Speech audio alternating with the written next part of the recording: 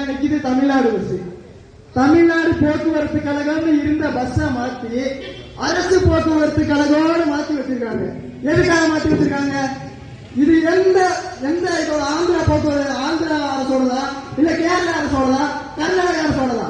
தமிழ்நாடு அரசு போக்குவரத்து கழகம் தான் நீ போடணும். எதுக்கு அரசு போக்குவரத்து கழகம் நீங்க போட்டு வச்சிருக்க? இது எங்க ஓடிக்கிட்டு இருக்கு? தமிழ்நாட்டில் தானே பஸ் ஓடிக்கிட்டு இருக்கு. இதை கேட்கறதுக்கு யாருமே இல்லையா? இங்க வாழ்றதெல்லாம் தமிழ் மக்கள் தானே. அடுத்தபடியா ரிசர்வ் ஃபாரஸ்ட் இருக்குது. அது வனவிலங்குகள் வாழ்வதற்காக இருக்குன்னு சொல்லி பாரதியாரும் சொல்றாங்க. வனவிலங்கு வாழ்வதற்குன்னா நீ தேக்கு மரத்தையும் உண்ணி செடியையும் பாலஸ்தீன செடியையும் வளர்த்து அது ஏதாவது ஒரு வனவிலங்கு சாப்பிடுமா? தேக்கு மரத்துல ஒரு குருவி கூடு கட்டுமா? முதல்ல எதுக்காக அதை வளர்த்து வச்சிருக்க?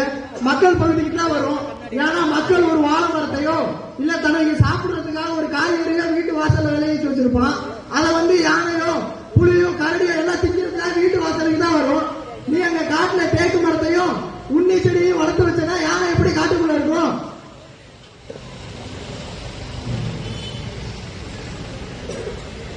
வனவிலங்குகளுக்கு கரெக்டான உணவு ரிசர்வ் ஃபாரஸ்ட் இருக்குன்னா ஒரு 500 ஏக்கர் ஒரு